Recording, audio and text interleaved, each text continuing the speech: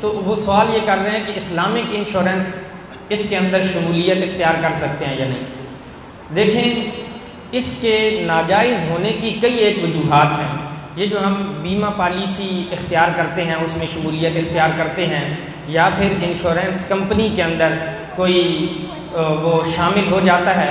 تو یہاں کئی ایک ناجائز ہونے کی وجوہات ہیں، لیکن ایک دو میں آپ کے سامنے بیان کرتا ہوں۔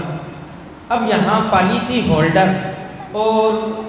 انشورنس کمپنی، ان دونوں کے درمیان معاہدہ ہوتا ہے۔ پالیسی ہولڈر یہ قرض کے طور پر کوئی رقم ان کو دیتا ہے، اور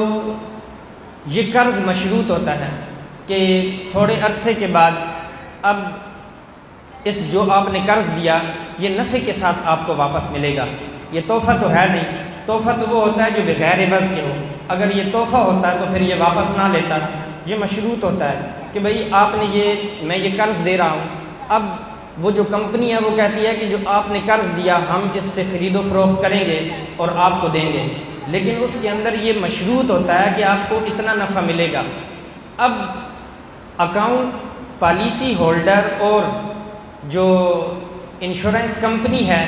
یہ دونوں قرض خواہ اور قرض دار اس کا رشتہ رکھتے ہیں۔ اب اس نے جو پالیسی ہولڈر نے جو کمپنی کو، انشورنس کمپنی کو قرض دیا تھا، اب جب وہ کمپنی کا اب کام یہ تھا کہ وہ جب واپس کرے تو صرف اتنی رقم واپس کرے جتنی اس نے دی تھی، لیکن جب وہ زائد رقم واپس کرے گا، کمپنی جب زائد رقم واپس کرے گی تو یہ بدیہی سی بات ہے کہ نبی کریم صلی اللہ علیہ وسلم نے اس سے منع فرمایا کہ کوئی بھی قرض ہے جب آپ لیتے ہو یا دیتے ہو تو پھر مشروط اگر قرض ہو اور اس پر آپ نفع لینا چاہو تو یہ سود ہے۔ آپ علیہ الصلوۃ والسلام نے ارشاد فرمایا کل قرض جر نفعا وهو ربا، کہ ہر وہ قرض کے جو نفع لے کر آئے وہ سود ہوا کرتا ہے۔ اسی طرح اس کے اندر ایک جوئے کی صورت بھی ہے۔ یہ تو تب ہے کہ جب اس نے یہ پالیسی اختیار کی اور اس کو نفع ملا کمپنی کی جانب سے، لیکن اس کے اندر جوئے کی صورت بھی ہے کہ اس نے انشورنس کمپنی میں شمولیت اختیار کی، اب تھوڑے عرصے کے بعد اگر اس کا کوئی مال ہلاک ہو جاتا ہے، اس کا کوئی نقصان ہو جاتا ہے، ابھی تک اس نے اپنی زیادہ رقم جتنی دینی تھی دی نہیں تھی، کمپنی پہلی ہی اس کو ڈبل بلکہ ٹرپل یا اس سے زیادہ نفع دے دیتی ہے، اب اس میں اس کا فائدہ ہے اور کمپنی کا نقصان ہے۔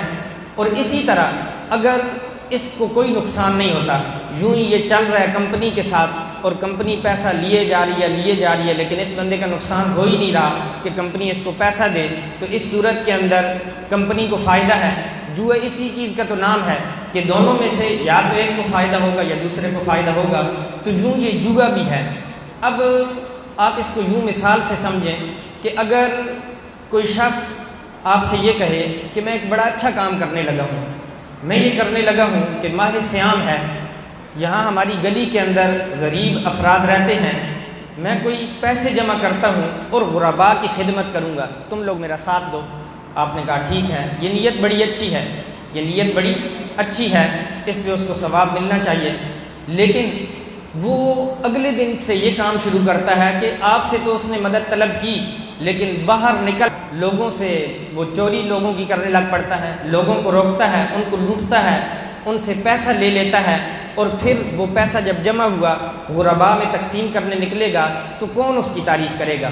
اس کی نیت وہ صالح نہیں رہی، اس کی نیت تو اچھی تھی لیکن جو اس نے طریقہ کار اختیار کیا اس طریقہ کار کی وجہ سے ہر شخص یہ کہے گا کہ یہ ناجائز کام کا ارتکاب کر رہا ہے۔ تو بالکل یہ بیمہ پالیسی انشورنس کمپنیاں جو ہیں ان کا یہی طریقہ کار ہوتا ہے، یہ کہتے ہیں بھئی آپ تجارت کریں، تجارت کے بڑے فوائد ہیں، نبی کریم صلی اللہ علیہ وسلم نے اس کو پسند فرمایا، آپ ہمارے ساتھ شامل ہو جائیں، اچھی نیت کر لیں، لیکن ان کا طریقہ غلط ہے، جس طریقے کی بنا پر اب ان کا یہ کمپنی کے اندر لوگوں کو انشورنس کے نام پر شامل کرنا یہ ناجائز ہو جائے گا، اور